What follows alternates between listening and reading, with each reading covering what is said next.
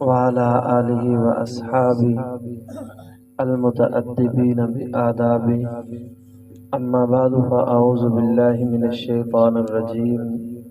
بسم الله الرحمن الرحيم. الله ولي الذين آمنوا صدق الله العظيم. درود شریف. اللهم صل على سيدنا محمد وعلى آل سيدنا محمد وبارك وسلم.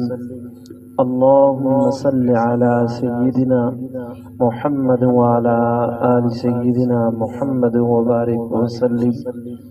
اللهم صل على سيدنا محمد وعلى آل سيدنا محمد وبارك وسلم. میں اور آپ اس وقت ایک خانقاہی ترتیب میں جڑ کر کے بیٹھے ہیں.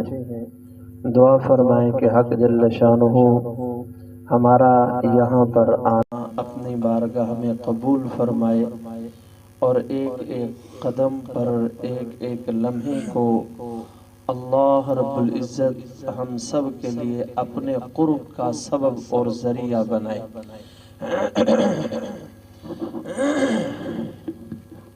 قرآن مجید فرقان حمید میں اللہ رب العزت نے فرمایا کہ اللہ ولی الذین آمنوا، کہ وہ لوگ اللہ رب العزت کے ولی ہیں جو ایمان لائے. اس وقت جو انسان کلمہ گو ہے، مسلمان ہے، اس کے دل کی کچھ چاہتیں ہوتی ہیں، اور جو عمل ایک مسلمان کرتا ہے ان اعمال کی کوئی نہ کوئی وجہ ہوتی ہے. مثال کے طور پہ سخت سردیوں کے موسم میں یخ ٹھنڈے پانی سے ایک مسلمان تہجد کے وقت وضو کرتا ہے. سخت گرمیوں کے موسم میں لمبے ایام میں ایک مسلمان روزے رکھتا ہے اور گھر بار کو چھوڑ کر، بیوی بچوں کو چھوڑ کے، اپنی جیب سے پیسے خرچ کر کے ایک آدمی حج کا سفر کرتا ہے، مشقت والا سفر برداشت کرتا ہے. اس کا بنیادی مقصد یہ ہوتا ہے کہ مجھے اللہ رب العزت کی رضا مل جائے، میرا اللہ مجھ سے راضی ہو جائے، مجھے اللہ رب العزت کا قرب مل جائے، میں اللہ رب العزت کا پیارا بندہ بن جاؤں. آسان لفظ میں یوں کہہ دیں کہ ہر بندہ جتنے نیک اعمال کرتا ہے اس کا مقصد یہ ہوتا ہے کہ میں مقام ولایت حاصل کر لوں، میں اللہ رب العزت کا ولی بن جاؤں. جب ایک مومن یہ بات سوچتا ہے تو فوراً شیطان اس کے اوپر ایک زبردست اٹیک کرتا ہے، اور اس اٹیک کی بڑی سختی اور تیزی ہوتی ہے کہ نہ بھائی نہ، تو یہ کام نہیں کر سکتا، تو کس طرح ولی بنے گا، تو کسی ولی کی اولاد تھوڑی ہے، تو اللہ کا ولی نہیں بن سکتا. یہ بڑے لوگوں کے کام ہیں. بڑے لوگ اس طرح کے سوچتے ہیں جو جدی پشتی اللہ کے ولی ہوں. حالانکہ کوئی بندہ جدی پشتی اللہ کا ولی نہیں ہوتا، تو شیطان پہلے قدم پر ہی انسان کو روک لیتا ہے کہ یہ اپنے قدم مزید آگے نہ بڑھا سکے، یہ اللہ کا قرب حاصل نہ کر سکے، یہ اللہ رب العزت کا مقرب نہ بن سکے، یہ کہیں اللہ کا پیارا نہ بن جائے. اگر یہ اللہ کا پیارا بن گیا تو اس کی مجلس میں آنے والا ہر شخص بھی اللہ کا پیارا بن جائے گا. لہٰذا شیطان اس کو پہلے نمبر پر ہی ٹوکنے کی کوشش کرتا ہے، روکنے کی کوشش کرتا ہے کہ یہ بندہ اللہ رب العزت کا قرب حاصل نہ کر سکے.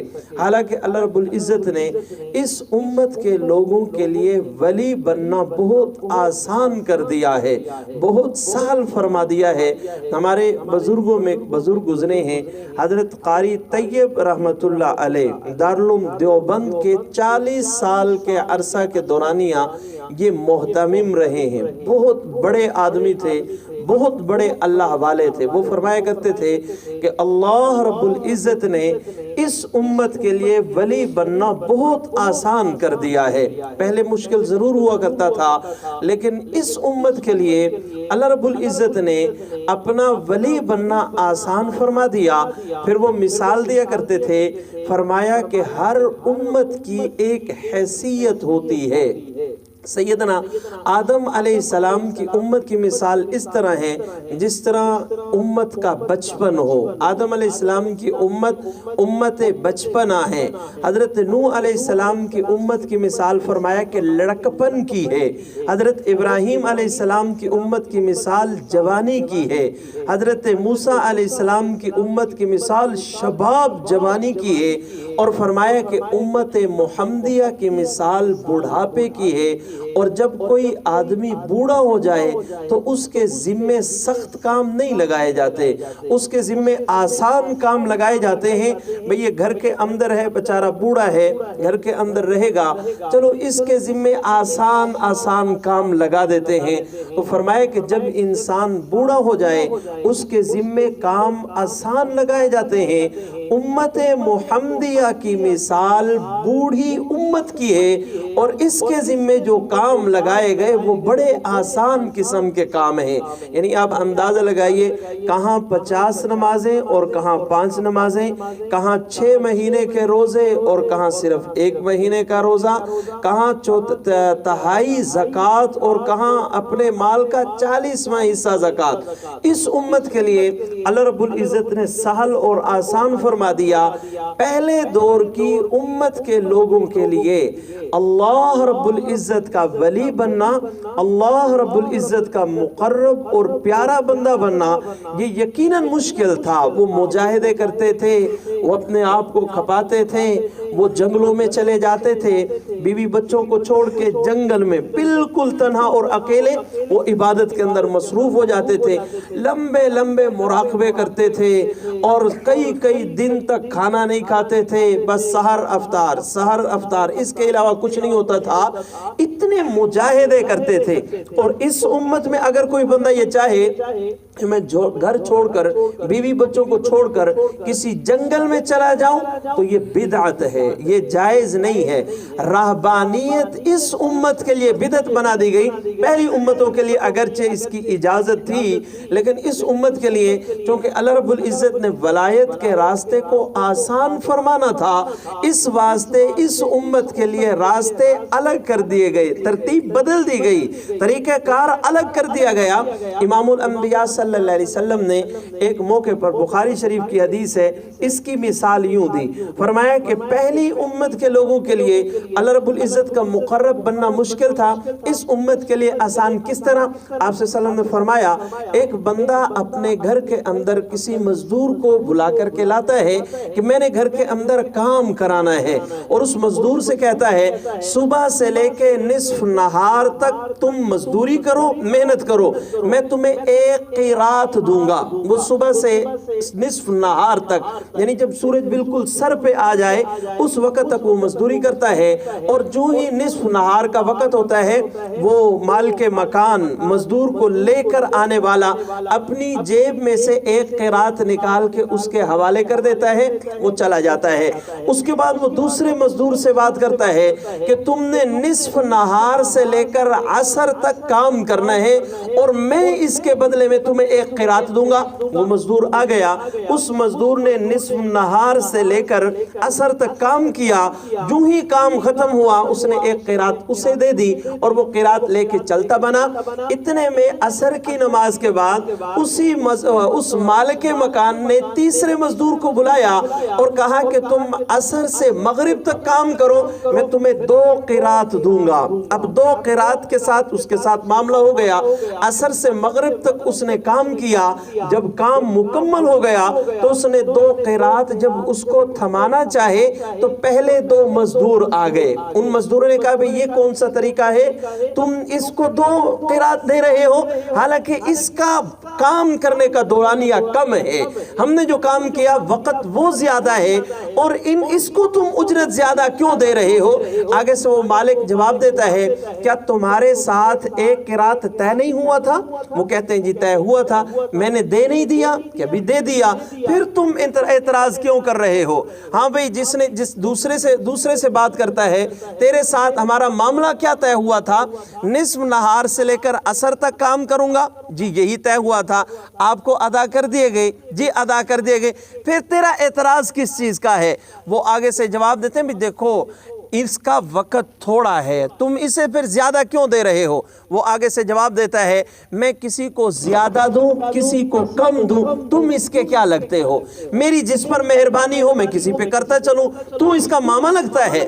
جبکہ تیرے ساتھ جو بات طے ہوئی تھی تجھے دے دی گئی، دوسرے کے ساتھ جو طے ہوئی تھی دے دی گئی، اس کے ساتھ اگر میں نے اپنی مرضی سے، اپنے فضل سے، اپنی چاہت سے اس کو اجرت زیادہ دی تو تیرے پیٹ میں کیوں مروڑ اٹھ رہی ہے؟ وہ بندہ یقیناً خاموش ہو جائے گا۔ نبی اکرم صلی اللہ علیہ وسلم نے فرمایا بالکل اسی طرح اس امت کے لوگوں کا معاملہ ہے۔ یہودیوں کی مثال آپ صلی اللہ علیہ وسلم نے فرمایا صبح سے لے کے نصف نہار تک محنت کرنے والے کی طرح ہے، عیسائیوں کی مثال نصف نہار سے لے کر عصر تک محنت کرنے والوں کی سی ہے، اور فرمایا کہ میری امت کی مثال عصر سے مغرب تک محنت کرنے والے مزدور کی ہے، وقت ان کا زیادہ ہے، اجرت ان کو کم مل رہی ہے، وقت اس کا کم ہے، اجرت اس کو زیادہ مل رہی ہے، کیوں؟ اس پر اللہ رب العزت کا فضل ہو رہا ہے، اللہ رب العزت اپنے فضل کی باران، اپنی رحمت کی بارش اس کے اوپر اتار رہے ہیں، کیوں؟ یہ امتی ہے حضرت محمد الرسول اللہ صلی اللہ علیہ وسلم کا۔ تو اللہ رب العزت نے اس امت کے لیے راستے آسان فرما دیے، اس امت کے لیے اللہ کا ولی بننا آسان کر دیا گیا ہے۔ پہلی امت کے لوگوں کے لیے مشکل تھا، اس امت کے لوگوں کے لیے بڑا آسان ہے، بلکہ اگر یوں کہا جائے تو غلط نہیں ہوگا، پھر اس امت کے بھی مختلف ادوار ہیں، مختلف دور سے یہ امت گزری ہے۔ ایک دور وہ ہے جو خیر القرون کا زمانہ ہے، نبی اکرم صلی اللہ علیہ وسلم کا زمانہ، پھر صحابہ کا زمانہ، پھر تابعین کا زمانہ، تبع تابعین کا زمانہ، پھر ائمہ سلف کا زمانہ، بڑے نیک ادوار گزرے ہیں۔ اس وقت جس دور سے میں اور آپ گزر رہے ہیں یہ مستقل ایک فتنوں کا دور ہے، اس دور میں ولی بننا اور زیادہ آسان کر دیا گیا ہے۔ میں آسانی کے لیے ایک حدیث مبارکہ کا سہارا لوں گا۔ نبی اکرم صلی اللہ علیہ وسلم نے ایک موقع پر صحابہ کرام سے فرمایا کہ تم لوگ دین کے 10 حصوں میں سے ایک حصے کو اگر چھوڑ دو اور 9 کے اوپر عمل کرو تو تم ہلاک ہو جاؤ گے۔ تم لوگ اگر دین کے 10 حصوں میں سے صرف ایک کو چھوڑو اور 9 کے اوپر عمل کرو تم ہلاک ہو جاؤ گے۔ میری امت میں ایسے لوگ بھی آئیں گے، میری امت پر ایسا وقت بھی آئے گا کہ اس دور کے لوگ دین کے 10 حصوں میں سے اگر 9 کو چھوڑ دیں، صرف ایک حصے پر عمل کر لیں، پھر بھی وہ میرے ولی بن جائیں گے، پھر بھی وہ میرے مقبول بن جائیں گے، پھر بھی وہ میرے پیارے بن جائیں گے۔ تو اس امت کے لیے اللہ رب العزت نے اپنا ولی بننا آسان کیا ہے، اس دور میں بہت آسان ہے، بہت سہل ہے۔ پہلے ولی بننے کے لیے کچھ کرنا پڑتا تھا، اب ولی بننے کے لیے کچھ چھوڑنا پڑتا ہے، بس یہ فرق ہے۔ پہلے کچھ کرنا پڑتا تھا، پہلے موبائل نہیں تھے، اب موبائل ہے تو اب چھوڑنے پڑتے ہیں۔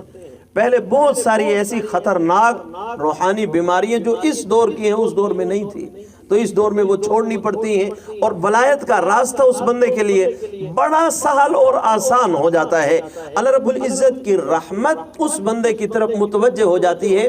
ہمارے مشائخ نے اس کو بڑی خوبصورتی کے ساتھ اس کی مثال دی، فرمایا یہ اسی طرح ہے کہ جب مارکیٹ کے اندر مادی دنیا کا اصول ہے، جب مارکیٹ کے اندر کسی چیز کی کمی ہو جائے، کوئی چیز نہ مل رہی ہو تو اس کا ریٹ بڑھ جاتا ہے، پھر اس کا ریٹ زیادہ زیادہ ہو جاتا ہے۔ فرمایا کہ بالکل اسی طرح اس دور میں نیکیاں بہت کم ہو گئی ہیں، لوگ نیکیاں نہیں کر رہے، عبادات نہیں کرتے، اللہ اللہ نہیں کرتے، نماز روزہ حج کی طرف توجہ بہت کم ہے لوگوں کی، تو یہ نیکیاں کم ہو گئی ہیں تو ان کا ریٹ بڑھ گیا ہے۔ اب جو کرے گا تو اللہ اس کو بہت دیں گے۔ جب مارکیٹ میں کوئی چیز کم ہو جائے جس طرح اس کا ریٹ بڑھتا ہے، اسی طرح مارکیٹ میں اس وقت نیکیاں کم ہو گئی ہیں، تو جب کم ہیں تو اس کا ریٹ بڑھ گیا ہے۔ اس کم پر اللہ اتنا عطا کریں گے کہ بندے کو حیرانگی ہو جائے گی اور کہ میرے پلے تو کچھ ہے نہیں، میں تو اپنے آپ کو کسی قابل نہیں سمجھتا، ایک اس طرح اللہ رب العزت کی رحمت میری طرف اتنی متوجہ ہو گئی، انسان کو حیرانگی ہو جائے گی۔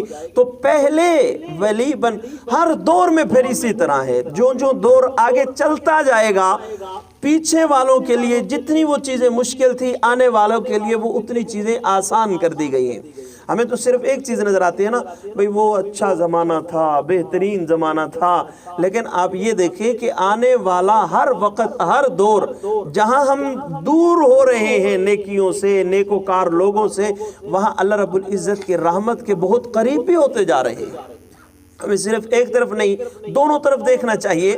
ہمارے امام المفسرین حضرت مولانا احمد علی لاہوری رحمۃ اللہ علیہ بڑا پیارا جملہ ارشاد فرمایا کرتے تھے۔ وہ فرمایا کرتے تھے کہ میں اس وقت جس مرتبے اور مقام پر ہوں، میں اس وقت جس مرتبے اور مقام پر ہوں، یہ مقام میں نے حاصل کیا 40 سال کی محنت سے۔ میں نے 40 سال محنت کی اور میں آج اس مقام پر ہوں۔ اور وہ فرمایا کرتے تھے کہ اللہ کی قسم، اگر کوئی بندہ اس پیپل کے درخت کے نیچے میری مرضی کے مطابق صرف 4 سال گزار لے، اس کو میں اس مقام پہ کھڑا کر دوں گا جس مقام پہ میں خود کھڑا ہوں۔ یعنی کہاں 40 سال کا عرصہ اور کہاں صرف 4 سال۔ ان کی خانقاہ میں ہوگا کوئی پیپل کا درخت، حضرت نے اس درخت کی طرف اشارہ کر کے فرمایا اگر کوئی آدمی میری چاہت کے مطابق، میری مرضی کے مطابق اس پیپل کے درخت کے نیچے 4 سال گزار لے، میں اس بندے کو اس مقام تک پہنچا دوں گا جس مقام پر اس وقت میں خود کھڑا ہوں۔ تو اللہ رب العزت نے اس وقت اس امت کے لیے ولایت کا راستہ بہت آسان کر دیا ہے۔ اب اس کو ایک اور انداز سے دیکھیں، جو لوگ اللہ رب العزت کا قرب حاصل کرنے والے ہوتے ہیں، جن کے دل کے اندر یہ چاہت ہوتی ہے کہ میں اللہ کا ولی بن جاؤں، اللہ رب العزت کا مقرب بن جاؤں، ان لوگوں کی 2 قسمیں ہوتی ہیں۔ نمبر 1 سالک اور نمبر 2 مجذوب۔ یہ مجذوب وہ والا نہیں ہے جس کو ہم مجذوب کہتے ہیں، پاگل دیوانہ، نہ، یہ وہ والا نہیں ہے۔ ایک سالک ہوتا ہے اور ایک مجذوب ہوتا ہے۔ سالک کسے کہتے ہیں؟ سالک وہ ہوتا ہے جو محنت کر کے، مشقتیں اٹھا کر، مجاہدے کر کے، لمبے لمبے مراقبے کر کے اللہ رب العزت کا ولی بنے، اس کو مجذوب کہتے ہیں۔ بعض لوگ ایسے ہوتے ہیں کہ وہ محنت نہیں کرتے، بس اللہ رب العزت کی رحمت ان کی طرف متوجہ ہو جاتی ہے اور اس رحمت کی وجہ سے وہ مجذوب بن جاتے ہیں اور اللہ پاک خود ان کو کھینچ کر اپنا ولی بنا دیتے ہیں۔ یوں سمجھ لیں، بعض مرید ہوتے ہیں، بعض مراد ہوتے ہیں۔ غالباً حضرت امیر شریعت سید عطا اللہ شاہ بخاری رحمۃ اللہ علیہ نے فرمایا تھا کہ سارے صحابہ مرید مصطفیٰ ہیں اور سیدنا فاروق اعظم مراد مصطفیٰ ہیں۔ سب صحابہ یہ چاہتے ہیں کہ ہم اللہ کے نبی کے قریب ہو جائیں، اور اللہ کا نبی یہ چاہتا ہے کہ عمر میرے قریب ہو جائے۔ بالکل اسی طرح ایک بندہ چاہتا ہے میں اللہ کا ولی بن جاؤں، اور ایک یہ کہ اللہ خود چاہے کہ یہ بندہ میرا ولی بننا چاہیے، تو اللہ پاک اس بندے کو پھر اپنے قریب کھینچ لیتے ہیں۔ قرآن مجید میں سے بھی ہمارے مشائخ نے اس کی مثالیں دی ہیں، احادیث مبارکہ سے بھی اس کی بہت ساری مثالیں دی ہیں، میں زیادہ مثالوں میں نہیں پڑھوں گا۔ ہمارے مشائخ نے فرمایا ایک تو یہ ہے کہ حضرت موسیٰ علیہ السلام خود چل کر جایا کرتے تھے کوہ طور پر اللہ رب العزت سے ملاقات کرنے کے لیے۔ اور ایک مقام ہے امام الانبیاء صلی اللہ علیہ وسلم کا کہ اللہ رب العزت نے سیدنا جبرائیل علیہ السلام کو بھیجا اور فرمایا کہ جاؤ میرے محبوب کو لے کر کے آؤ۔ حضرت موسیٰ علیہ السلام کی مثال صالح کی ہے، امام الانبیاء صلی اللہ علیہ وسلم کی مثال مجذوب کی ہے۔ اور اس کو ایک اور انداز میں سیدنا علی المرتضیٰ رضی اللہ عنہ سے اللہ کے محبوب صلی اللہ علیہ وسلم نے فرمایا کہ تم میرے بستر پر لیٹ جاؤ، اور سیدنا صدیق اکبر رضی اللہ عنہ کا ہاتھ پکڑا اور اپنے ساتھ فرمایا کہ چلو ہجرت کے لیے چلتے ہیں۔ سیدنا علی المرتضیٰ رضی اللہ عنہ کی مثال صالح کی ہے، اور سیدنا صدیق اکبر رضی اللہ عنہ کی مثال جو ہے وہ مجذوب کی ہے کہ جذب اللہ کے حبیب اسے اپنا قریب اپنا مقرب بنانا چاہتے ہیں۔ اس کو کسی شاعر نے لکھا ہے، محبوب کو تو لائے وہ ہمراہ بزموں میں، محبوب کو تو لائے وہ ہمراہ بزموں میں، اور عاشقوں کو دور سے راستے بتا دیے۔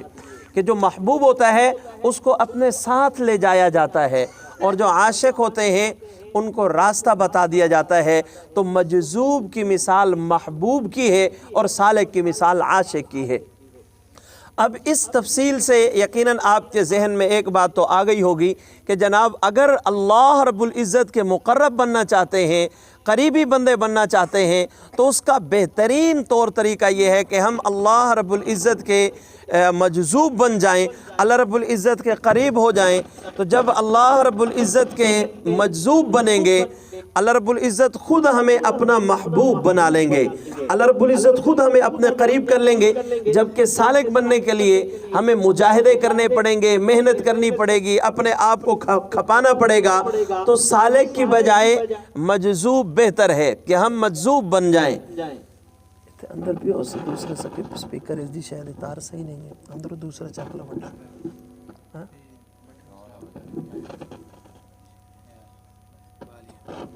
پر لمبے ٹائم اس طرح کر آخر اچ رکھو، کئی دفعہ کہ بس اسے اچ رکھو کرو، درود شریف پڑھنا ہے۔ اللہم صلی علی سیدنا محمد۔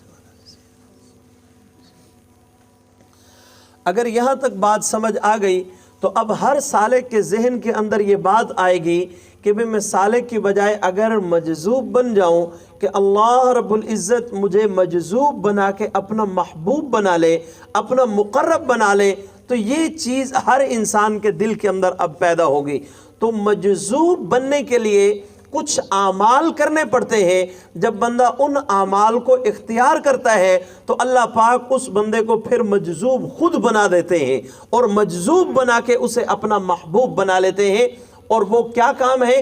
ہمارے مشائخ نے لکھا صرف 2 کام اگر ایک بندہ کر لے، سالک بندہ 2 کام کر لے تو وہ سالک سے مجذوب بن جائے گا۔ نمبر 1 سنت پر عمل کر لے، نمبر 2 اپنے شیخ سے محبت، خدمت اور اطاعت کا تعلق قائم کر لے۔ جب یہ 2 چیزیں انسان کے اندر آ جائیں تو وہ بندہ اللہ رب العزت کے ہاں مجذوب لکھ دیا جاتا ہے، اور مجذوبیت کے فوراً بعد اللہ رب العزت کے ہاں محبوب بن جاتا ہے۔ اللہ رب العزت پھر اس بندے کو اپنے محبین اور محبوب بندوں میں شامل فرما لیتے ہیں۔ تو اب نمبر 1 سنت۔ اب سنت کے عمل سے بندہ اللہ رب العزت کا محبوب کس طرح بنتا ہے؟ سنت میں بہترین تابعداری کرنے والے جو لوگ ہیں وہ ہیں صحابہ کرام۔ اب آپ کے ذہن میں ایک سوال آنا چاہیے کہ بھئی یہ اصول کس نے مرتب کیا، یہ اصول کس نے بنایا کہ جی یہ 2 باتیں اگر میرے اندر آ جائیں تو میں مجذوب بن جاؤں گا، پھر اللہ کا محبوب بھی۔ یہ کس نے کہا ہے، کس کتاب کے اندر ہے؟ یاد رکھیے یہ جملے ہیں اس سلسلے بلکہ 4 سلسلوں کے جو مستند شخصیت ہیں امام ربانی حضرت مجدد الفسانی رحمۃ اللہ علیہ کے۔ حضرت فرماتے ہیں میں بڑی بڑی خانقاہوں میں گیا، پہلے میں نے قرآن و سنت کا علم حاصل کیا مدارس سے۔ جب میں قرآن و سنت کا علم حاصل کر چکا، پھر میرے دل کے اندر خیال آیا کہ ایک نعمت اولیاء کے پاس ہوتی ہے، صلحاء کے پاس ہوتی ہے، مجھے وہ نعمت بھی حاصل کرنی چاہیے۔ تو پھر میں نے تحقیق کی تو میں اس نتیجے پر پہنچا کہ یہ نعمت خانقاہوں سے ملتی ہے۔ فرماتے ہیں میں نے بڑی بڑی خانقاہوں کا سفر کیا، بڑی بڑی بڑی خانقاہوں میں گیا، وہاں اللہ رب العزت کے محبوب بندوں کے مزار پر بیٹھا، وہاں بیٹھ کر میں نے لمبے لمبے مراقبے کیے، بڑے عرصے تک میں نے اپنے آپ کو مراقبوں کے اندر کھپا دیا۔ پھر میرے اللہ نے مجھ پر احسان کیا، مجھے حضرت خواجہ باقی باللہ رحمۃ اللہ علیہ جیسا ولی اللہ ملا، پھر میں ان کے پاس ایک عرصے تک رہا، اس کے بعد مجھے ایک مرتبہ اور مقام ملا۔ مجدد الف ثانی کا مقام بہت زیادہ تھا، اللہ رب العزت نے انہیں بہت نوازا تھا۔ اگر میں اب اس طرف جاؤں تو عنوان بدلی ہو جائے گا، بلکہ میں ایک دل میں چاہت رکھتا ہوں کہ کسی عنوان پر ہماری مجلس ذکر میں صرف حضرت مجدد الف ثانی رحمۃ اللہ علیہ کا تعارف ہو کہ وہ کیسے انسان تھے۔ حضرت مجدد الف ثانی وہ ہیں جن کے بارے میں ان کے شیخ اور مرشد حضرت خواجہ باقی باللہ رحمۃ اللہ علیہ فرمایا کرتے تھے کہ میں ہوں تو مجدد کا شیخ اور مرشد، لیکن میرے جیسے ہزاروں خواجہ باقی باللہ مجدد کے اندر غائب ہو جائیں۔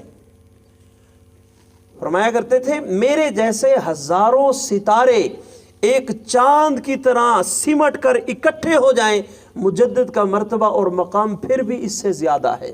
اور بعض علماء نے لکھا ہے کہ حضرت مجدد الف ثانی رحمۃ اللہ علیہ مرید ہیں، خواجہ باقی باللہ شیخ ہیں، لیکن خواجہ باقی باللہ مجدد الف ثانی کو اس طرح ڈھونڈا کرتے تھے جس طرح طالب صادق سچا مرید اپنے شیخ اور مرشد کو ڈھونڈا کرتا ہے۔ بڑا عجیب مقام تھا حضرت مجدد الف ثانی رحمۃ اللہ علیہ کا۔ اللہ رب العزت نے انہیں بڑی روحانی قوت عنایت فرمائی تھی۔ مجھے کوئی اس بات کے کہنے میں جھجک محسوس نہیں ہو رہی، میں صاف کہوں کہ مجدد الف ثانی وہ ہیں جو یہاں پر بیٹھ کر مراقبے کی کیفیت میں جا کے آسمانوں پہ سیدنا صدیق اکبر، سیدنا فاروق اعظم اور اللہ رب العزت کی برگزیدہ شخصیتوں کے ساتھ ملاقات کر لیا کرتے تھے۔ یہ مقام تھا ان کا۔ اور یہ بات اگر آپ کو موقع ملے، امام ربانی مجدد الف ثانی رحمۃ اللہ علیہ کے جو مکتوبات ہیں، مکتوبات میں جو پہلا خط انہوں نے لکھا ہے اس کے اندر یہ باتیں موجود ہیں، میرے پاس یہاں پر موجود ہے۔ بڑی عجیب بات ہے۔ میں نے بلکہ اس دفعہ میرے آبائی گاؤں کا سفر تھا، میں اپنے اہل خانہ کے ساتھ گیا، وہاں ایک عزیز تھے، ان کے ہاں کچھ دیر ٹھہراؤ ہوا۔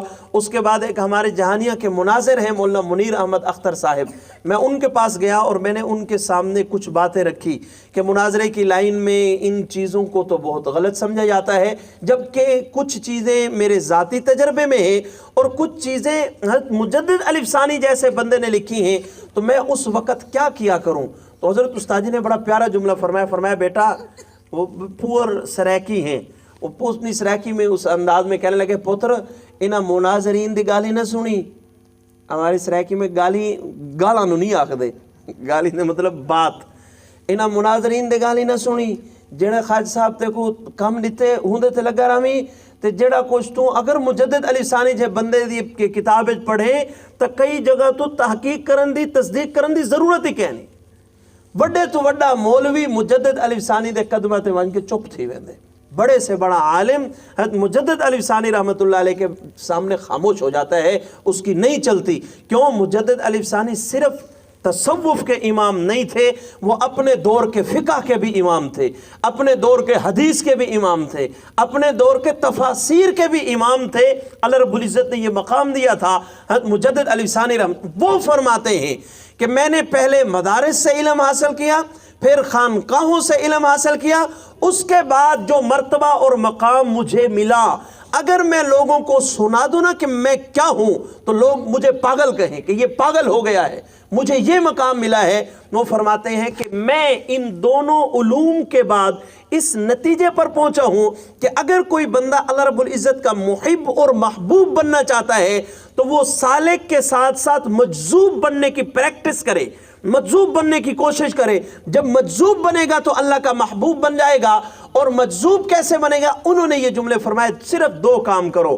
نمبر ایک، پوری سنتوں پر پورا عمل کرو، ہر کام سنت کے مطابق کرو۔ اور نمبر دو، جس شیخ اور مرشد کے ساتھ اپنا تعلق قائم کر لو، پھر وہ تعلق محبت کا ہو، پھر وہ تعلق خدمت کا ہو، پھر وہ تعلق اطاعت کا ہو۔ یہ تین چیزیں اپنے اندر پیدا کر لو۔ محبت کا تعلق ہو، محبت ایک ایسی چیز ہے جو اگلے کی غلطیوں کو غلطی ماننے کے لیے بھی تیار نہیں ہوتی۔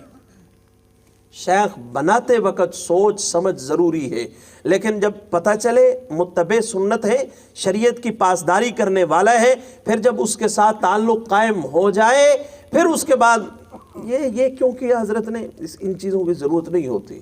بس جو کر رہے ہیں ٹھیک کر رہے ہیں، اسی کے اندر بھلائی ہوگی، اسی کے اندر خیر ہوگی، اور جو اس طرح کرتے ہیں وہ اللہ رب العزت کی دربار سے دھتکار دیے جاتے ہیں۔ میں یوں کہوں تو غلط نہیں ہوگا، پھر ذوالفقار احمد نقشبندی دامت برکاتہ العالیہ کا یہ جملہ حقیقت تصوف و سلوک کے اندر موجود ہے۔ شیخ کا مقبول اللہ کا مقبول ہوتا ہے، اور شیخ کا مردود اللہ رب العزت کا بھی مردود ہوتا ہے۔ اب صحابہ رضی اللہ عنہم اجمعین مجذوب بنے کہ اگر وہ قسم اٹھا لیتے تھے نا تو اللہ رب العزت اس کو پھر ضرور پورا کر لیا کرتے تھے۔ اور کئی مرتبہ ایک آدھ واقعات اس طرح ملتے ہیں کہ اللہ کے محبوب صلی اللہ علیہ وسلم نے فرمایا کہ یوں ہونا تو نہیں تھا، لیکن چونکہ تو نے قسم اٹھا لی تھی تو اللہ رب العزت نے تمہاری قسم کو پورا کر لیا۔ جو مجذوب ہوتے ہیں پھر وہ اتنے محبوب، اتنے قریبی ہو جاتے ہیں کہ اللہ پاک ان کی اٹھائی ہوئی قسم کو بھی پھر رد نہیں کرتا۔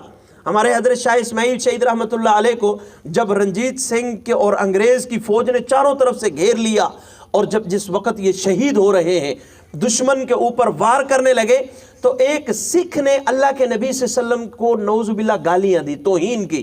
تو شاہ اسماعیل شہید یوں تلوار لے کے فرمایا، اللہ کی قسم اس وقت تک میں مروں گا نہیں جب تک تجھے قتل نہ کر دوں۔ اور ایک سکھ کی تلوار یہاں تک پہنچ گئی، اس نے سیدھی تلوار ماری، حضرت کا سر دور جا گرا، لیکن حضرت کا وہ ہاتھ جو لہرا چکا تھا، لہرائی پر آ چکا تھا، حضرت سیدھے اس کے اوپر جا گرے جس نے گستاخی کی تھی کہ انہوں نے جو قسم اٹھائی تھی اللہ پاک نے اس قسم کو بھی ضرور پورا کیا، باوجود کہ ان کے سر سے اس کا سر تن سے جدا ہو چکا تھا۔ اللہ رب العزت نے اس کی قسم کو ضائع نہیں جانے دے۔ کیوں؟ یہ اللہ کے مجذوب اور محبوب بندے تھے۔ تو مجذوب بننے کے لیے شیخ اور مرشد کے ساتھ تعلق مضبوط ہونا چاہیے، محبت کا تعلق ہونا چاہیے۔ شیخ اور مرشد کی کسی مجلس کے اندر کوئی آدمی توہین کرے، اگر دفاع نہیں کر سکتا وہ مجلس چھوڑ دے، اس مجلس کے اندر نہ بیٹھے، اس مجلس آداب کو ملحوظ خاطر رکھتے ہوئے اپنے شیخ اور مرشد کا دفاع کرے۔ لیکن اگر ایسا ہی کوئی بد وقت ہے، بعض ایسے چکوک ہیں جہاں ان چکوک میں ایک ترتیب ہے، ان کی زبان نہیں رکتی ہمارے مشائخ کے خلاف، وہاں آنا جانا کم کر دے، ٹھہر جائے۔ ہم نے کیا ہے اس طرح، بعض چکوک کے ساتھ میں نے خود ذاتی طور پر اس طرح کا برتاؤ کیا ہے، اور میں محسوس کرتا ہوں کہ اس کا مجھے کتنا فائدہ ہوا ہے۔ یہ اللہ رب العزت کی کچھ ایسی نعمتیں ہوتی ہیں جن کا اظہار کرنا انتہائی نامناسب ہوتا ہے۔ بہرحال اچھا، جب شیخ کے ساتھ یہ تعلق ہوگا تو پھر کیا ہوگا؟ وہ بندہ سبق کرے گا، اس کا سبق اگر صحیح نہ ہوا، اس کے مراقبات اگر صحیح نہ ہوئے، شیخ اگر دیکھ لے کہ بھئی اس بندے کو تو فائدہ ہی نہیں ہوا، تو اب شیخ اس کو اللہ رب العزت سے قبول کروائے گا۔ پھر جب محبت کا تعلق قائم ہو جائے، پھر شیخ کے ذمے ہوتا ہے کہ اس مرید پر اتنی توجہات ڈالیے، اتنا اس پر محنت کیجئے کہ یہ کھچتا چلا آئے اور میرا محبوب اور مقبول بندہ بن جائے۔ پھر شیخ اس کو اللہ پاک سے منوا لیتا ہے، قبول کروا لیتا ہے۔ ہمارے بڑے حضرت خواجہ عبد المالک صدیقی رحمۃ اللہ علیہ کے خلفاء میں ایک بڑے خلیفہ مجاز حضرت مولانا عبد الحق اکوڑا خٹک والے، مولانا سمیع الحق صاحب کے والد، یہ حضرت کے خلفاء میں سے تھے۔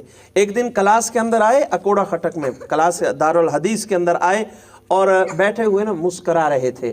تو شاگرد نے پوچھا کہ استاد جی آج آپ خوش ہیں، اچھے موڈ میں ہیں، مسکرا رہے ہیں، کیا ہوا؟ تو حضرت نے مسکراتے ہوئے فرمایا کچھ نہیں، چلو چھوڑو بھرے۔ تو اب شاگردوں کو اور تجسس ہوا، لگتا ہے کوئی خاص بات ہے، استاد جی مسکرا پڑے ہیں۔ تو اب انہوں نے کتابیں بند کر لی، نہیں استاد جی پہلے بتاؤ گے پھر ہم آگے چلیں گے، پھر آگے سبق ہوگا، بتاؤ بات کیا ہے۔ تو حضرت مولانا عبد الحق اکوڑا خٹک والے انہوں نے فرمایا کہ بیٹا میں نے اللہ رب العزت سے آج منوا لیا، لمبا عرصہ ہو گیا بات چل رہی تھی، آج میں نے منوا لیا۔ شاگردوں استاد جی کیا منوا لیا؟ فرمایا آج میں نے اللہ رب العزت سے منوا لیا کہ جو بندہ اکوڑا خٹک ہمارے دارالعلوم حقانیہ سے عالم فاضل بن کر نکلے گا، اللہ پاک اس سے ضرور دین کا کام لیں گے۔ اور آپ حضرات کی معلومات کے لیے میرے شیخ اور مرشد نے پہلی کلاس سے لے کر آخری دورہ حدیث تک اسی مدرسے سے پڑھا ہے، اور بڑے بڑے آدمی ہیں افغانستان کے جہاد کے بڑے بڑے مجاہد، ملا عمر مجاہد شہید رحمت اللہ علیہ اسی مدرسے کے فاضل ہیں۔ پھر اللہ رب العزت نے نوازا اس مدرسے سے جو ہمارے بڑے حضرت، میرے دادا پیر، آپ حضرات کے دادا پیر ہمارے حضرت خواجہ عبد الماجد صدیقی صاحب دامت برکاتہ العالیہ کے جو شیخ اور مرشد مفتی فرید رحمت اللہ، یہ وہیں کے فاضل تھے اور پھر اسی مدرسے کے شیخ الحدیث بھی بنے تھے۔ پھر اللہ پاک نے انہیں بہت نوازا۔ محبت کا تعلق قائم ہو تو پھر مرشد استاد کے ذمہ ہوتا ہے اس کو قبول کروائے، اور پھر وہ کروا لیتے ہیں۔ ان کا اللہ رب العزت سے محبت کا بڑا عجیب تعلق ہوتا ہے۔ ہمارے جو علمی حضرات ہیں ان میں ایک نام گونجتا ہے، حضرت مولانا عبد العزیز برہاڑوی رحمت اللہ علیہ، ان کا نام، انہوں نے بڑے دقیق اور مشکل مسائل پر کتب لکھی ہیں۔ ان کے بارے میں کتابوں میں لکھا ہے کہ وہ ایک مدرسے میں پڑھتے تھے، اور اس دور میں ایک ہی استاد ہوا کرتا تھا اور وہی ساری کتابیں پڑھایا کرتا تھا۔ تو مدرسے میں کئی طلباء پڑھتے تھے، اور اس جو پڑھانے والا استاد تھا وہی مدرسے کا محترم تھا، اسی کا وہ ادارہ تھا۔ تو پڑھائی کے دوران اس طرح ہوا کہ وہ استاد بیمار ہو گئے، اور بیماری بہت زیادہ بڑھ گئی۔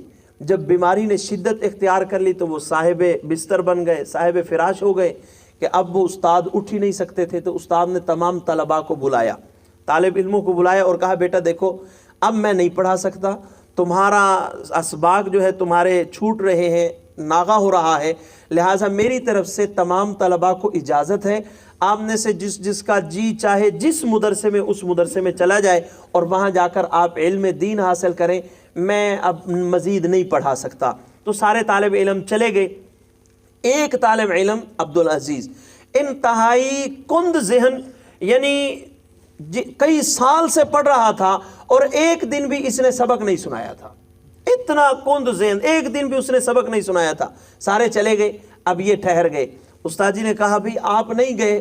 تو کہا استاد جی میں پڑھنا تو میں ویسے ہی کوئی نہیں، پڑھنا تو میں نے ویسے ہی نہیں ہے، میں نے کب آپ کو سبق سنایا تھا جو مجھے کچھ یاد ہوتا ہو، پڑھنا تو میں نے ویسے نہیں ہے، تو میں چاہتا ہوں کہ میں بس پوری زندگی آپ کی خدمت ہی کرتا رہوں، میں اپنے آپ کو آپ کی خدمت کے لیے میں نے وقف کر دیا۔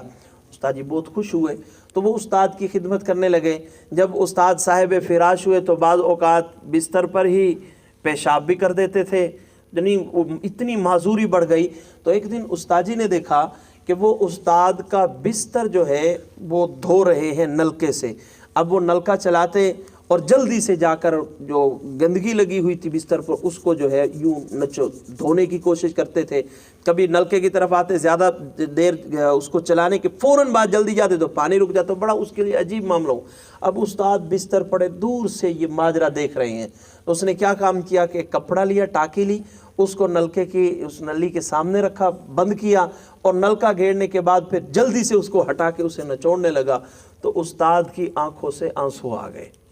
جب یہ یعنی عمل پورا، جس نے کپڑے دھو دیے، بستر دھو دیا، تو استاد نے دور سے نحیف آواز کے ذریعے سے بلایا، اور بلانے کے بعد فرمایا کہ بیٹا میں اتنی دعا کروں گا آپ کے لیے، اتنی دعا کروں گا آپ کے لیے کہ جتنے طلباء یہاں سے پڑھ کر کے گئے ہیں یا جو آپ کے کلاس فیلو چلے گئے دوسری جگہوں پہ جا کے پڑھیں گے، اتنا نام کسی کا نہیں ہوگا جتنا تیرا نام ہوگا۔ بس استاد نے یہ جملے کہے، اور جب استاد کا انتقال ہو گیا تو ایک رات اس نے خواب دیکھا، نبی اکرم صلی اللہ علیہ وسلم کی زیارت ہوئی، اللہ کے محبوب صلی اللہ علیہ وسلم نے ان کو اپنے قریب کیا اور ان کے لبوں کا بوسہ لیتے ہوئے اپنے لعاب مبارک اس کے منہ کے اندر اللہ کے نبی نے ڈالے۔ یہ فرماتے ہیں کہ جب میں صبح کے وقت اٹھا تو میرے سینے میں ایسے علوم اور معارف کھلنے لگے، میں نے کہا مجھے یہ لکھنے چاہیے۔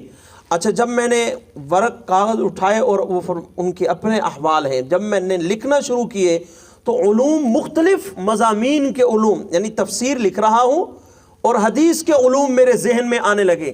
میں نے کہا بھئی یہ ذہن سے کہیں نکل نہ جائیں، مجھے یہ بھی اب جو نہیں لکھ سکتے تھے اللہ نے لکھنے کا فن دے دیا، خود بخود لکھ رہے ہیں، اور نئے نئے علوم، عجیب عجیب چیزیں ذہن کے اندر آ رہی ہیں. تو اب انہوں نے کیا بھی حدیث کی باتیں بھی ذہن میں آ رہی ہیں. ایک طرف ورقہ رکھا، قلم پکڑا، دوسری طرف ورقہ لکھا، قلم پکڑا، اور یہ دونوں ہاتھوں سے مختلف مضامین لکھ لیا کرتے تھے. ان کی یہ کرامتیں کتابوں کے اندر بڑی مشہور اور معروف ہے. علمی اور دقیق مسائل پر، مشکل مسائل کو جتنا آسانی کے ساتھ انہوں نے بیان کیا، یہ متاخرین علماء کے اندر کوئی اور بندہ اس طرح کا نہیں ملتا جتنا اللہ رب العزت نے اس سے دین کا کام لیا. تو بعض اوقات مشائخ، اساتذہ خدمت کی وجہ سے ایک بندے کو قبول کروا لیا کرتے ہیں. آخری بات، ہمارے بزرگوں میں حضرت فضل علی قریشی رحمۃ اللہ علیہ کے شیخ اور مرشد ہیں حضرت شیخ خواجہ سراج الدین رحمۃ اللہ علیہ. موسیٰ شریف کے یہ رہنے والے تھے. جب ان کو کسی بندے نے خانقاہ کے لیے زمین دی، یہ رہنے والے کسی اور جگہ کے تھے، اب مجھے یاد نہیں پڑ رہا، تو بڑی مشکل سے ان کو جگہ ملی. انہوں نے مریدین کے ذریعے سے اور مزدوروں مستریوں کے ذریعے سے کام شروع کیا. تو مریدین تھک ہار کے بڑی تیزی کے ساتھ جو ہے جان چھڑانے لگے. ان میں ایک مرید تھا جس کو پھتو کہتے تھے، پھتو نام سے یہ بڑا معروف مرید تھا. اس نے مستری مزدوروں کے ساتھ محنت کرنا شروع کر دی. اب خانقاہ کا کام چل رہا ہے. اچھا، گرمیوں کے موسم میں دن کے وقت جب مستریوں کا ریسٹ کا وقت آتا تھا، سکون کا وقت آتا تھا، تو وہ مستری مزدور بیٹھ جاتے تھے اور یہ شدت کی گرمی میں گارا بنا رہا ہوتا تھا. ذہن میں کیا ہوتا تھا؟ بھئی میرے شیخ اور مرشد کے پاس اتنا پیسہ کہاں ان مزدوروں کو وہ کھلائے. چلو یہ جب کھانا کھانے کے بعد، ریسٹ کرنے کے بعد دوبارہ کام شروع کرے نا، تو اس وقت گارا بالکل تیار ہو، اس میں وقت ضائع نہ ہو، جلدی جلدی کام ہو جائے. تو اب پتو نے کام کرنا شروع کیا. یہ مسلسل کئی دن تک عمل جاری رہا. ہوا اس طرح کہ ایک دن شیخ اور مرشد نے دن کے وقت خانقاہ کا چکر لگایا. دیکھا تو بھی سارے مستری مزدور سوئے ہوئے ہیں اور ایک بندہ گارے کے اندر اتنا جناب لتھڑا ہوا اور پاؤں مار رہا ہے. تو دور سے دیکھا کہ یہ کون ہے. کسی سے پوچھا، اس نے بتایا حضرت وہ آپ کا مرید پھتو، وہ لگا ہوا ہے اس کام میں. ان پڑھ، بالکل بیچارہ الف کلی نہ جانتا تھا. یہ حیثیت تھی اس وقت اس کی، پھتو کے نام سے معروف تھا. تو حضرت قریب آئے، قریب آ کر کہ تم سوئے نہیں. اب اس نے یہی بات کی، حضرت میں چاہتا تھا کہ یہ مستری مزدور جب دوبارہ کام شروع کریں تو گارا ان کو تیار ملے اور کام جلدی سمٹ جائے، اور یہ آپ کی خانقاہ کی جان مستری مزدور جلدی چھوڑ دیں. یہ مجھے یہاں پر بالکل اچھے نہیں لگتے. دیہاتی آدمی تھے تھوڑی، انہوں نے کھل کے بات کی. حضرت بڑے خوش ہوئے، فرمایا ادھر میرے قریب آؤ، میرے سینے سے لگو. تو آگے سے انہوں نے جواب دیا کہ حضرت میں تو سارا گارے سے بھرا ہوا ہوں، میں کس طرح قریب آؤں. انہوں نے فرمایا نہیں، تم قریب آؤ. حضرت نے جب مجبور کیا تو یہ قریب آیا. حضرت نے یوں اپنے سینے سے لگایا، بڑی دیر تک سینے سے لگائے رکھا، اور اس کے بعد کان میں فرمایا کہ ہم نے آج کے دن سے تمہیں اجازت بیعت اور خلافت دے دی، جاؤ اور اپنا خانقاہی نظام سنبھالو. اسی وقت خلافت منتقل فرما دی. اب اس میں آگے بہت ساری اس کی تفصیل ہے، میں اس میں جائے بغیر آخری بات کہتا ہوں. حضرت پیر ذوالفقار بن نقشبندی فرماتے ہیں، میرے شیخ اور مرشد حضرت پیر غلام حبیب رحمۃ اللہ علیہ فرماتے ہیں کہ مجھے وہ وقت یاد ہے کہ میں مکہ مکرمہ میں تھا، اور مکہ مکرمہ میں ایک مدرسہ ہے جامعہ الشریعہ کے نام سے. اس مدرسے کی چٹائی بچھی ہوئی تھی، بڑی خوبصورت قالین، اور اس قالین پر پاکستان ہندوستان کے بڑے بڑے علماء نیچے سوئے ہوئے تھے. درمیان میں ایک چارپائی پڑی تھی، اور اس چارپائی پہ ایک سفید ریش بزرگ سوئے ہوئے تھے. میں نے پوچھا بھی یہ کون ہیں جو بزرگ سوئے ہوئے ہیں؟ مجھے بتایا گیا کہ یہ حضرت سائیں فتح علی دامت برکاتہم العالیہ سوئے ہوئے ہیں. وہ جو پھتو تھا اللہ رب العزت نے اسے سائیں فتح علی بھی بنا دیا، اور مکہ مکرمہ میں بڑے بڑے علماء اور شیوخ جو نیچے سوئے ہوئے ہیں ان کی موجود میں چارپائی پر سونے کا اعزاز بھی عطا کر دیا. تو یہ کیا ہے؟ شیخ کی خدمت، محبت کا تعلق اور اطاعت کا تعلق. اس تعلق نے ان بلندیوں تک پہنچا دیا. تو میری آج کی گفتگو کا جو خلاصہ ہے وہ یہ ہے کہ جب آپ کا دل کرے گا کہ ہم کسی سلسلے کے ساتھ جڑ کر، میں بار بار یہ جملہ کہا کرتا ہوں، ہمارے اہل خانے وال پر بڑا اللہ رب العزت کا احسان ہے. لوگ دوسرے صوبوں سے چل کر خانوال شریف میں آ کے نسبت کی برکات کے حصول. ہمیں کئی لوگ کہتے ہی ہیں جو ہمارے حضرت کے خلفاء میں سے ہیں, بھئی آپ کتنے خوش قسمت ہیں, آپ کو تو ہر مہینے حضرت کی زیارت ہو جاتی ہے. اور ہماری بدبختی کی جو انتہا ہے وہ دیکھ لیجئے کہ ہمیں فرصت ماہانہ مجلس ذکر میں وہاں شرکت کی بھی نہیں ہوتی. اور جب نعمت کی ناقدری ہوتی ہے نا تو پھر اللہ پاک بہت ساری نعمتیں انسان سے چھین لیتے ہیں. صرف یہ نہیں کہ وہی نعمت جاتی ہے, اور بھی بہت ساری نعمتوں سے بندہ محروم ہوتا ہے. ہمارے لیے تو بڑا آسان ہے. تو آج کی گفتگو کا خلاصہ یہ کہ اللہ رب العزت کا ولی بننا مشکل نہیں ہے, بہت آسان ہے. اور جب ہم کوشش کرنا شروع کریں گے نا تو پہلے قدم پر شیطان ہمارے اوپر حملہ کرے گا. تو کدھروں, تو کیویں, بھئی تو کسی پیر کا بیٹا تھوڑی ہے جو تو پیر بنے گا. اگرچہ یہ بات بھی مسئلے کی ذہن میں رکھیں, تصوف کی لائن میں پیر بننے کی نیت سے اسباق نہیں کرنے چاہیے, لیکن انسان لالچی ہے اور ہمارا دیہاتی ماحول ہے, میں اس حساب سے بات کر رہا ہوں. اس نیت سے نہ کریں. یہ دیکھ کھانا ہے نا, اس کو ہم نے کھانا ہے, کھانے کو ہم نے کھانا ہے, تو یہ کھانا منہ کے اندر ٹھونسنا یہ ہماری ضرورت ہے. اور چٹنی اگر مل جائے ہوٹل سے تو کچھ سواد زیادہ آتا ہے. چٹنی مل جائے, سلاد مل جائے تو کھانے میں لذت بڑھ جاتی ہے نا. اصل میں ہے اللہ کی محبت حاصل کرنا. لیکن اگر اس کے ساتھ ساتھ خلافت والی چٹنی مل جائے تو کچھ مزہ زیادہ ہے, اس کے اندر کچھ کھانے کے اندر مزہ ضرور زیادہ آئے گا. تو اس نیت سے نہیں, لیکن اللہ کا ولی بننے کی نیت سے ضرور اسباب. میں نے اللہ کا ولی دوست کو کہتے ہیں نا, میں نے اللہ کا دوست بننا ہے, اللہ کا مقرب بننا ہے, اللہ کا محب محبوب بننا ہے. اور یہ کام اللہ پاک نے اس امت کے لیے بہت سہل اور آسان فرما دیا ہے. اور جب سہل اور آسان فرما دیا, کس طرح؟ دو راستے ہیں ولی بننے کے, ایک سلوک کا راستہ ہے اور دوسرا مجذوب کا راستہ ہے. ایک سالک کا راستہ ہے, دوسرا مجذوب کا راستہ ہے. سالک کے راستے میں محنت زیادہ ہے تو مجذوب کے راستے میں محنت کم ہے. پہلے مجذوب بن جائے پھر محبوب بن جائے. اور مجذوب بننے کے لیے دو کام کریں, اللہ کے محبوب صلی اللہ علیہ وسلم کی سنتوں کے عاشق بنے. حضرت نے ایک شادی کے موقع پر فرمایا تھا کہ ہر بندے کے گھر میں کم از کم علیکم بسنتی ایک کتاب ہے, نام تو عربی میں لیکن ہے وہ اردو میں. اس کے اندر صبح سویرے اٹھنے سے لے کر واپس رات کو سونے تک تمام کی تمام سنتیں تفصیل کے ساتھ لکھی ہوئی ہیں. وہ کتاب پاکٹ سائز, چھوٹے سائز میں بھی مل جاتا ہے, جیب میں رکھ لے. بڑے سائز میں ہمارے پاس ہے, اگر کوئی بندہ دیکھنا چاہے, بعض اوقات اس طرح دیکھ لینا, اسے پسند آ جائے تو پھر زیادہ شوق ہوتا ہے, ہاں یہ خریدنی چاہیے, تو یہاں پر آپ کتاب دیکھ بھی سکتے ہیں. تو اس کتاب کو اپنی جیب میں رکھیں, وقتاً فوقتاً سنتوں کو یاد کریں اور پریکٹس کے طور پر ان پہ عمل کرنا شروع کر دیں, تو یقیناً اس سے سنتوں پر عمل ہوگا اور شیخ کے ساتھ محبت اور پیار کا تعلق ہو, اطاعت اور فرما برداری کا تعلق ہو. مجلس ذکر کے موقع پر جانا ویسے ہے, کچھ دیر اگر پہلے چلے جائیں, ہمارے ساتھی ہیں جو وہاں ڈیوٹی دیتے ہیں, ان کے ساتھ جڑ کر وہاں ان کے غلام بن کے خدمت کرنے کے اندر اپنے آپ کو مصروف کر دیں. بیانات سننے کی بجائے خدمت کے اندر اگر زیادہ مصروف رکھیں گے, یقیناً اس سے زیادہ فائدہ حاصل ہوگا. دعا ہے کہ جو باتیں کہی گئی اللہ رب العزت مجھے اور ہم سب کو ان تمام باتوں پہ عمل کرنے کی توفیق نصیب فرمائے. وآخر دعوانا الحمدللہ رب العالمین. ختم خادم.